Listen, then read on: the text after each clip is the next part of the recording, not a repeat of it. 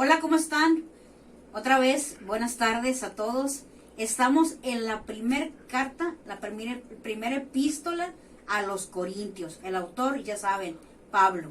Bueno, este es el capítulo 3, pero haremos una remembranza del capítulo 2, en donde Pablo nos dice que la sabiduría de Dios da claridad y corrige la sabiduría humana, pues sabemos que la revelación de su palabra no es por el intelecto ni por conocimiento propio, sino solamente por esa sabiduría divina que proviene del Espíritu Santo. También Pablo nos decía acerca de dos tipos de hombres. Hay dos tipos de personas, según Pablo, en este capítulo 2, que es el carnal y el espiritual.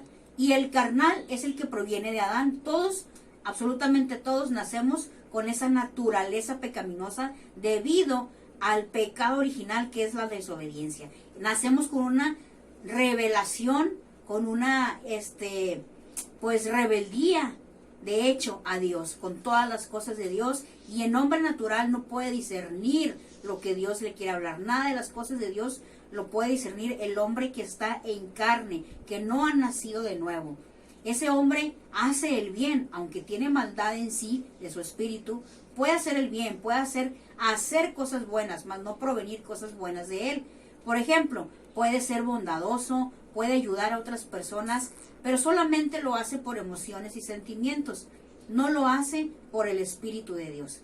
En cambio, el hombre espiritual discierne las cosas de Dios con la mente de Cristo, pues precisamente Cristo les comentó a sus discípulos: les conviene que yo me vaya, porque ahorita ando entre ustedes, pero cuando yo me vaya, andaré con ustedes, dentro de ustedes, ¿sí? En su espíritu. Entonces, espíritus hay muchos, pero ¿cuál nos gobierna? Eso solamente es con demostración del fruto. ¿Qué fruto está en ti? Va a definir si estás en hombre carnal o en hombre espiritual. Pero en este capítulo 3 vamos a ver cómo Pablo nos muestra un tercer tipo de persona, que son los creyentes desnaturalizados o creyentes carnales, quienes tienen el conocimiento de la palabra, quienes se congregan, quizá ya se bautizaron, pero no pasan de solo saber, no tienen el ser ni el hacer en la palabra de Dios. ¿Cómo identificar a un creyente carnal de un creyente que ya es espiritual?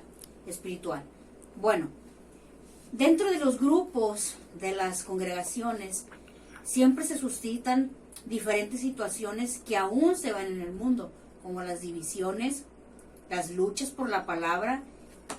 Las luchas por la palabra se refiere a las interpretaciones. Algunos dicen: no, yo eso no lo he discernido, no, esto yo no lo discierno así, no, esto yo lo interpreto de esta manera. Pero sabemos que el discernimiento solamente proviene de Dios, no proviene de nuestro intelecto.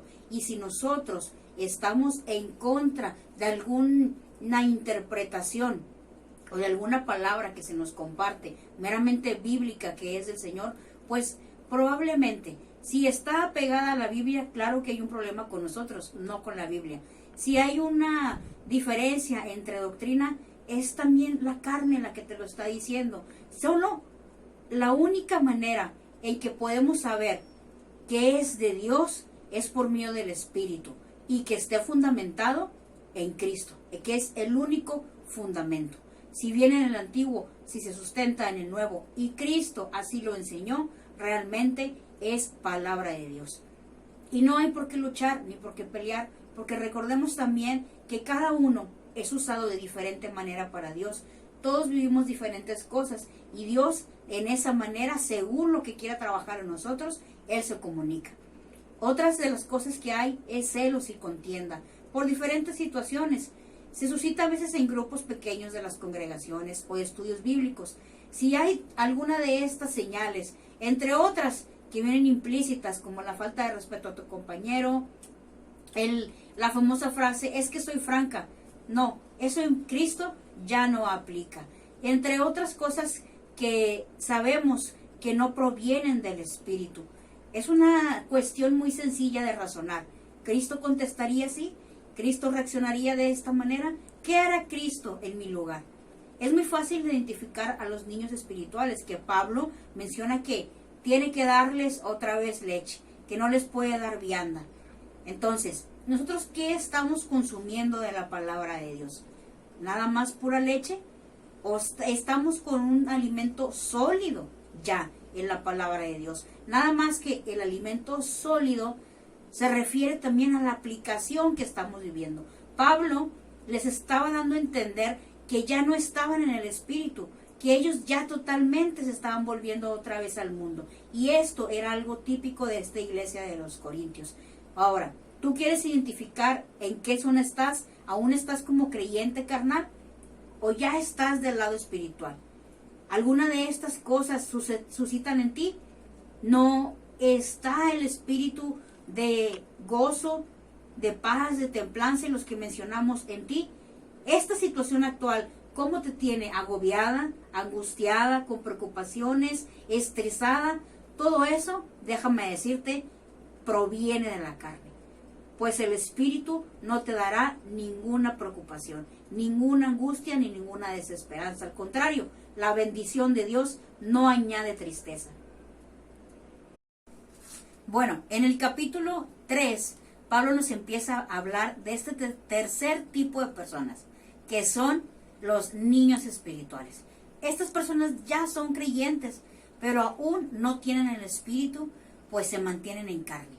Estas personas sin duda no tendrán algunas de estas características que se distinguen a los que ya están en espíritu totalmente. Gálatas 5:22 nos muestra el fruto del Espíritu. Y ese fruto del Espíritu es uno solo, que se cuentan en 9. Pero aún así sigue siendo un solo fruto, pues Cristo, para empezar, no está dividido, y 2, el Espíritu Santo no está incompleto. Él llega realmente a posicionarse y a gobernar. Entonces, ¿qué pasa con estas personas que son solamente creyentes en carne todavía, que son creyentes desnaturalizados, ¿sí? Bueno, ellos no pueden tener ese amor a Dios. ¿Por qué? Porque no están en obediencia cumpliendo su palabra. Por ende, tampoco pueden permanecer ellos en gozo, en ese gozo que no importa las circunstancias que estén viviendo, ellos están con la plena seguridad y con la plena tranquilidad, ese gozo que nos mantiene en Dios, en la fortaleza de Él y no en las circunstancias, que no se basan sus emociones de felicidad o de estados de ánimo por lo que viven, sino en quién tienen su identidad.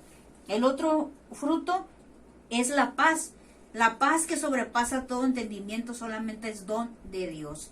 Nadie puede decirse o jactarse de tener una paz o una tranquilidad que sobrepasa todo entendimiento cuando hay situaciones que aún los agobian, que aún los afanan o tienen aún pretextos o excusas para no hacer lo que Dios manda, vivir en su palabra, en esa paz que sobrepasa todo entendimiento, que sin importar lo que estén viviendo o enfrentando, ellos se mantienen en la paz del Señor. Otro, por ejemplo, es la humildad y mansedumbre, que para lo personal van de la mano. Uno tiene que ser humilde, vencer ese orgullo de la humanidad, de la naturaleza que tenemos y reconocer que no somos nada. Somos una creación de un Dios divino. Nosotros no lo hemos creado a Él. Y la mansedumbre, el saber sujetarnos y dominar por el Espíritu de Dios. Estas dos cosas son muy complicadas, pues el humano siempre está en su propio pensamiento, está en sus propios placeres de la carne y en su propia sabiduría. No la suelta y no deja que Dios venga y haga el trabajo precioso que Él quiere hacer, de hacernos a su agrado.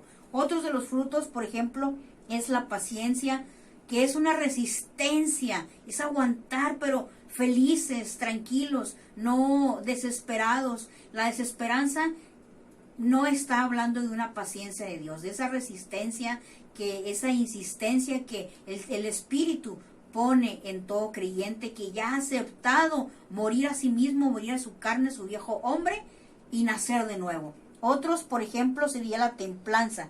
La templanza es aquello que te hace estar decidido, tomar decisión, que no te guías por un impulso.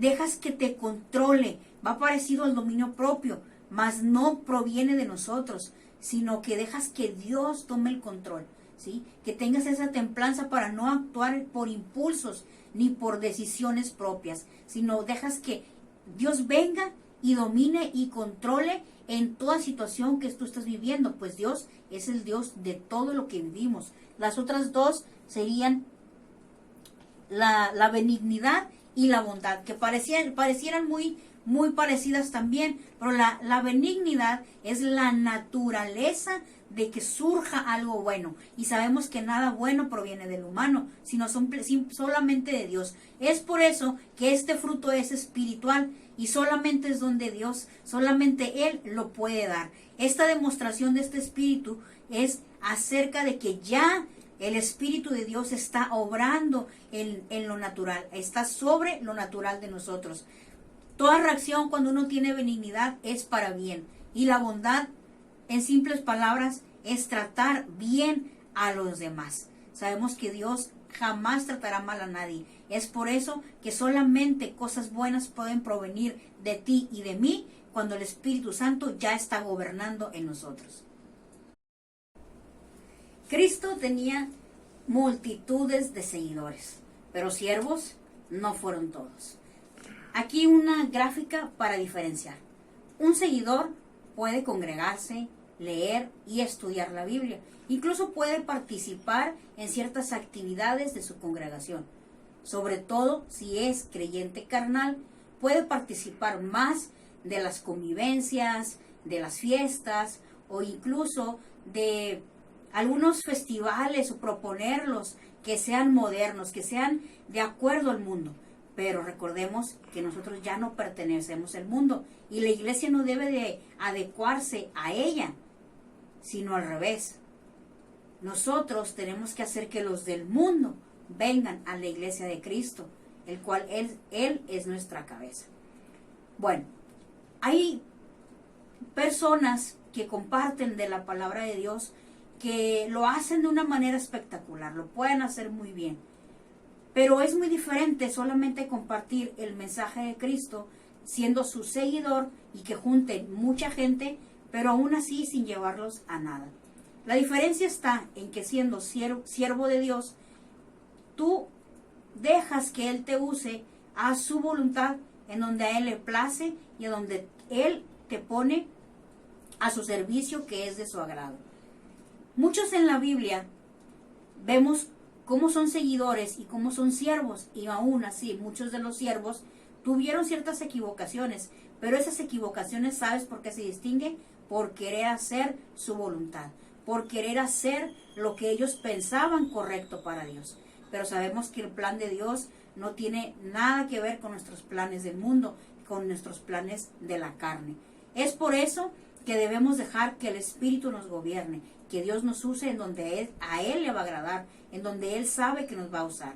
Y aún así a las personas no les parezca nuestra forma de compartir o el modo en que Dios nos esté usando, pues eso no quita que sea plan de Dios. Y es mucho mejor a estar nada más en nuestros planes creyendo que de esa manera le ayudamos a Dios.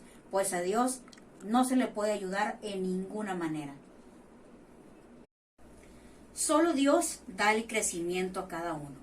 Entonces, la iglesia de Corintio centralizaba su atención en los maestros de la ley que había. Incluso agregaban a Pablo en esa lista. Pero Pablo les hacía hincapié que solamente debían guiarse por el único maestro, Cristo, el maestro de la verdad.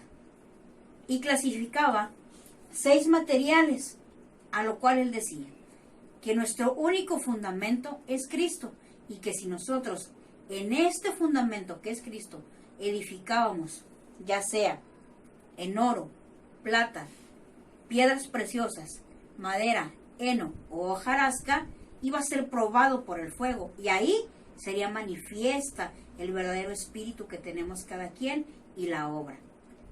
Déjate explico un poco más. Supongamos que yo edifico en este fundamento que es Cristo con oro. Sabemos que a lo mejor una pequeña partícula o una pequeña piedra de oro a simple vista no es detectada. Incluso lo mismo pasa con la plata y con las piedras preciosas. En cambio, con la madera, el heno y con la hojarasca, yo podría hacer montones de ellas y a simple vista y a lo lejos se distinguen. Pero ¿qué pasa? Que estas primeras tres, cuando son pasadas por el fuego, no se queman ni se destruyen, al contrario, son purificadas. Pero estas otras tres, cuando pasan por el fuego, se consumen totalmente y no queda nada. Déjate explico un poco más. Nuestro fundamento en el cual está basada nuestra fe y nuestras creencias y en lo que vivimos es Cristo. Solamente Él es el camino, la verdad y la vida. ¿Sí? Ahora, si yo soy una persona que quiero mostrar y nada más demostrar lo que yo sé y lo que yo conozco con mi sabiduría mundana y humana, aún así comparta la palabra de Dios. Aún así compartamos la palabra de Dios, no nos va a llevar a ningún lado. No podemos usar la palabra de Dios solamente para arrastrar gente, nada más por juntar más seguidores. Pero seguidores ¿para quién? Pablo les hizo hincapié en esto. Unos regaron, otros plantan, pero solamente Dios da el crecimiento. Si estamos en el fundamento correcto, que es Cristo, que es nuestra verdad. Ser servidores de Dios, lo que se dice realmente servidores o colaboradores de lo que se trata este tercer capítulo, en resumen es permanecer en su espíritu, ser un templo de Dios. Pablo se los dice, que no saben que son el templo de Dios, y en el templo de Dios se guardan las cosas de Dios, permanecen las cosas de Dios. Nos mantenemos en una sola verdad, en un solo espíritu, en una sola palabra, en un mismo pensar. Y cuando un grupo de congregantes son servidores de Dios, se mantienen en un solo sentir en cada una de estas características. Solamente Dios da el crecimiento, te lo repito. Y maestros acerca de la ley de Dios hay muchos, pero el único maestro verdadero, genuino, la vid, y que nosotros somos sus pámpanos, somos nosotros. En el libro de Juan podemos ver que Él nos afirma, yo soy la vid y ustedes son los pámpanos, mi Padre es el labrador. Y todo pámpano que no esté dando fruto es quitado. Y el que esté llevando fruto es limpiado para llevar más fruto. Y en el primer capítulo de Corintios, nosotros pudimos ver cómo Pablo primero les habla de esa necesidad de limpieza. En el capítulo 2 nos habla acerca de ser genuinos servidores y colaboradores de Dios, no solamente ya seguidores. Estas características que vemos aquí, como nosotros permanecer siendo el templo de Dios, que tengamos un solo fundamento que es Cristo, en un solo espíritu y una sola palabra, la palabra de Dios, es lo que nos hace verdaderos seguidores y colaboradores. Yo no sé tú, pero yo estoy entusiasmada y tengo todas las ganas de dejar de ser simplemente seguidora. Quiero ser hija de Dios y sierva de Él también. Quiero ser una servidora que sea usada conforme a la voluntad de Dios, no en donde a mí me plazca, ni en donde yo sirva, donde yo crea o esté pensando que puede ayudarle a Dios. No es así, no es de esa manera. Tenemos que dejarnos dominar por el Espíritu. Déjame decirte que cuando el Espíritu ya viene, el Espíritu Santo ya viene a ti, controla el alma y se refleja en el exterior, porque es un cambio desde lo interior. Si nosotros no tenemos esa mansedumbre y esa humildad para dejar que venga y nos gobierne, permanecemos almáticos.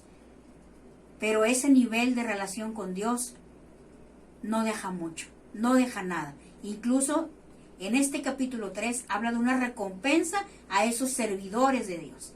Yo esas recompensas, la verdad que sí las quiero. ¿Tú también las quieres? Pues yo te animo hoy a que empieces a ser realmente un servidor, una servidora de Dios. Y ya no solamente un seguidor o un simpatizante. Hasta aquí llegamos en el capítulo 3.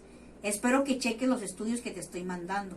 Todas las gráficas que te envío es para que tengas un estudio más completo y que también tú en casa lo estés estudiando y escudriñando. Mi deseo, que el Señor te hable. Mi anhelo, que la obra de Dios y su poder se vea reflejado en tu vida. Nos vemos mañana en el capítulo 4. Bendiciones y un saludo para todos.